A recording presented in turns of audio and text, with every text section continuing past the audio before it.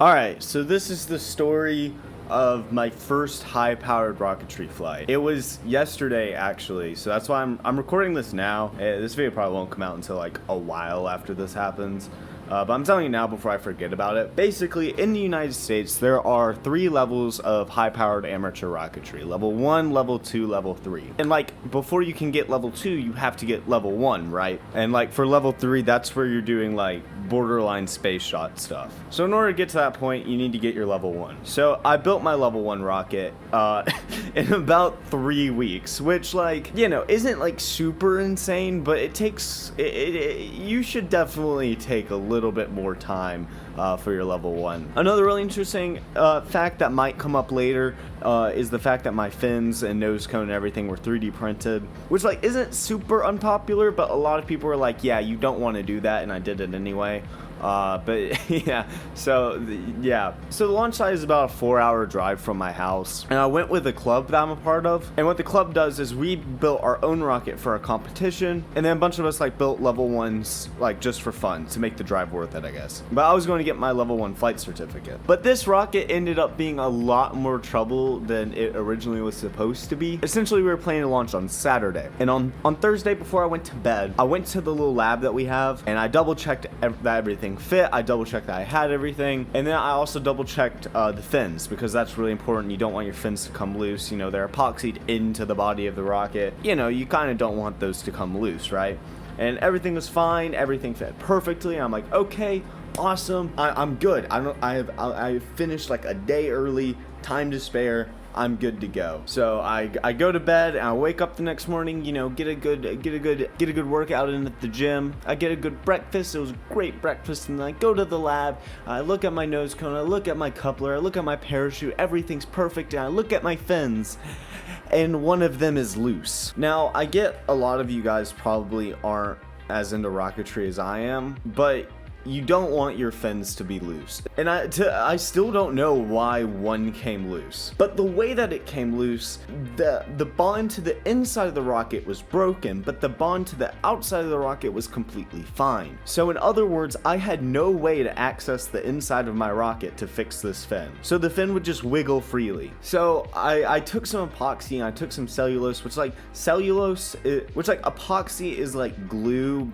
on steroids, and cellulose turns epoxy from more of like a honey type thing to more of like pudding. It makes it like taste way better. Excellent mouthfeel. Please don't need epoxy, that was a joke. But it makes it harden, it makes it a bit thicker, and it makes for like a little bit stronger of a bond. So I made something that's called fillets, and I have no way to like describe fillets other than like it keeps the fin more attached to the body of the rocket. I've heard some people say it helps with aerodynamics, but like if you're careful, maybe. And another important note is that epoxy takes about 24 hours to cure, and we were leaving in 24 hours. So I attached these fillets, and I would have no idea if it worked until the minute before we left. And this is a 4-hour drive. So I spend the next 24 hours in a full panic. I go through all my classes, I go throughout my day, just not being able to focus on anything other than like everything that can go wrong. And if it didn't work out, like there were ways to fix it, but none that could be fixed like before we left. I would have to wait until the next launch date, which they're pretty far away, so I didn't want to have to wait. I went to bed really early because I knew I wouldn't be able to sleep really well. And after a very like shaky night, I went to the lab, I looked, I shook all the fins, and they were all intact and connected to the rocket in very strong bonds. So I was good to go. I pack up my rocket, everyone else does too.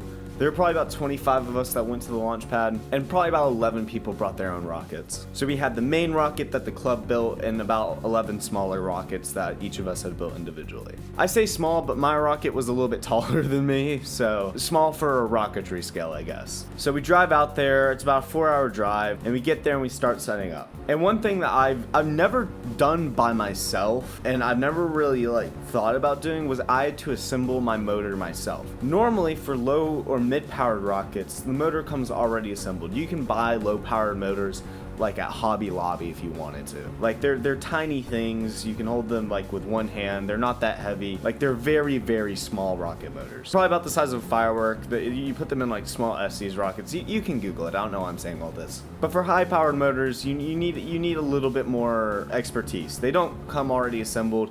They come in a bunch of different parts. Like even the fuel is separate from everything. So you have to do all of that yourself. So I assemble my motor. Everything looks good. I put it in and I put my rocket on the pad. And I was the first one done, which was really scary. And remember, my fins and nose cone and a bunch of random parts on the rocket were 3D printed, which is really sketchy and experimental because like every 3D rocket is going to be different. So my rocket was by far the most experimental. Everyone else was using like basic wooden fins. Not to say their rockets weren't impressive, but my rocket was just different in that way. So being the first one to go was really, really nervous. We put the rocket on the pad, we put the igniter in, we're getting ready, we count down, I fill out all the forms because you have to fill out like you have to fill out a launch card and you have to fill out this like form. Because it's a certification flight, you have to get someone to inspect your rocket before and after it lands. It's just this like whole process. But there it was, we were doing the countdown, it lifts off the ground. There was a bit of wiggle, which I think was from the epoxy that I put on last minute because I definitely did not have enough time to sand it. Like I literally went in, shook the fins and then said, yep, put it in the car. But other than that, parachute came out, everything was fine. They inspected my rocket afterwards and they were like, all right, you're good to get your certificate. So the person who inspected my rocket filled out the rest of the form and then we sent it to Tripoli. And yeah, so in a few days, maybe a week or so, I will have my very own high powered flight certificate, which basically says that I can fly level 1 motors. It's really cool. And it's a step to getting my level 2, which I will hopefully do later. Probably next or early next year. I hope. I'll have to double check on that, but like it is really expensive. But the thing about a level 2 rocket is that I can be a lot more. There's a lot more I can do with it. The motors. There's a significant difference in the motors. But yeah, the team's rocket also flew. It worked perfectly. I'm not gonna go into too much detail about that for obvious reasons. But yeah, that is the story of my very first high-powered rocket flight. That was 100% by me. Obviously, I've worked on others that were like part of clubs and stuff, but this is the first one I've done fully by myself, which was fun. It was a learning experience, and even though the flight went like pretty darn well, I still learned a lot, which is what matters. No matter if it works or if it messes up, the important thing is that you gain something from it, and I can happily say that I learned something from it. Another thing is, I mentioned that other people brought their rockets. We probably flew like 11 or so. Like other level 1 rockets, and only 4 of them, including mine, actually worked. A couple of them actually blew up because people didn't assemble the motors correctly, which just goes to show that this hobby is pretty dangerous. So if you are getting into it, make sure you are doing your research and you are taking your time, unlike me. But yeah, safety is the #1 priority with everything in most cases. So if you are interested, make sure you're doing some research beforehand and not just going in completely blind. And yeah, I think that's everything. Yeah, I thought I'd make a video about this for the second channel because I don't know, it's my second channel. I can do what I want. So I hope everyone has a great day. If you haven't already, consider liking, subscribing, and checking out my main channel, D360. I hope everyone has a wonderful day.